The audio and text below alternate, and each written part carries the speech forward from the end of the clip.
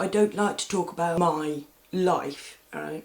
Because this whole thing is not about me, right? But every now and again, you know, something happens that it's like, well, this illustrates what it is that I'm trying to say, so, you know what I mean? So I'm going to share a bit. I don't envy people with money because they have got more money worries than I have, basically. The monetary situation has recently hit me. I can speak sort of from experience. Basically, last week my boyfriend and I split up. We're back together, well, we're giving it a shot, another go. Part of the reason that we did that is because I just can't handle that he works at a school. I say it on my videos all the time, we won't ever see change until we change, and then I sit here sending my sons off to school, sending my boyfriend to go and teach them that Jesus died for their benefit and that kings and queens are the only people that could ever rule us. But also, you know, it's the money worries have hit. We had a chap from the council turn up on the doorstep last week, serve us with an eviction notice. Now, the eviction notice isn't going to be put into force until next month, but I've still got, I don't know whether you can see that, constant trembling, absolutely petrified I am. How did I get behind on my rent? Because we've had to start paying the council tax. And we can't afford the council tax either, and it just seems like all of a sudden, like, I've not had money worries in ages, like a couple of years, because I stopped getting anything at all on credit, right? It was like, if I can't afford it, I'm not going to buy it. I'm not going to borrow. I'm just going to live without, right?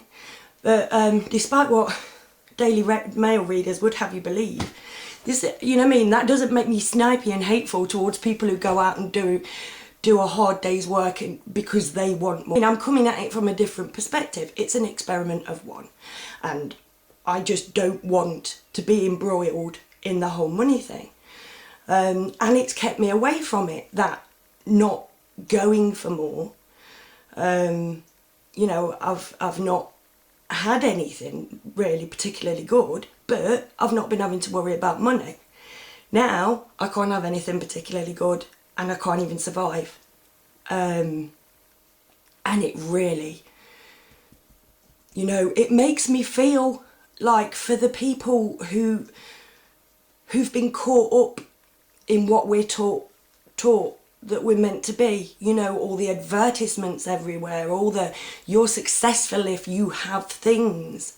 Now obviously there aren't that many things left because they've been killing people in Afghanistan for several years, and we have been depleting the earth's resources on murder and on studying new ways of being able to murder, trying to get off the planet, trying to recreate a Big Bang, not feeding and clothing every man, woman and child on the planet. Never has it been an option of that, right? I'm not telling you this because I want to moan about it, because I don't want to moan about anything. I want to get stuff done, right? And sitting there and saying, oh yes, well I think you'll find, oh bloody bloody bloody blah words I've remembered from when I was at school, doesn't change anything. The man on the council, on the phone, that rang me, he rang me again, he came and gave me an eviction notice. I said, well, I was going to pay £200 today, right? And then it's like 2 days went by and it's like, oh, I've got a dib in sort of thing. And I paid £180 on Saturday. And he rang me up today because he's like, why did you only pay 180? You said you were going to pay 200. You know, it's that kind of thing. I won't ever be free until I give him absolutely every penny I have. You know what I mean? They do not leave you alone.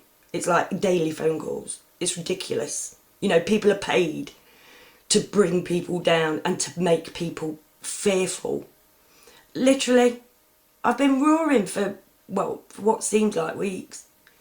On Saturday, I did a fete at the school. I actually endeavoured to sell things because there are things I could be doing to make money. I don't want to make money. I don't want to take other people's money. I didn't like it. In fact, I left my daughter there and I came away partly because of me and my boyfriend, but it was awful. We made, right, I was thinking, oh, this'll help with the council tax, this'll help, because we're behind with the council tax, we're behind with the rent, right? I have no way, and my car needs insuring. I have no way of getting any money at all. I have to loan it from them. Probably can't get a loan because I've got such a bad credit rating. But it's like, I thought, right, well, I'm going to bite the bullet and do the thing that I've said I wouldn't do. I'm going to sell something, right? So took all me, took loads of stuff down there. We made less than £10. That was devastating. Really devastating. Just watch the TV. All the adverts for, are you drowning in debt? You know, can't you afford to live? Nobody can afford to live, right? My mum, for example, has been smoking for, my mum was in her 70s and she started smoking when she was in her teens, and she smokes 40 a day and it always has done.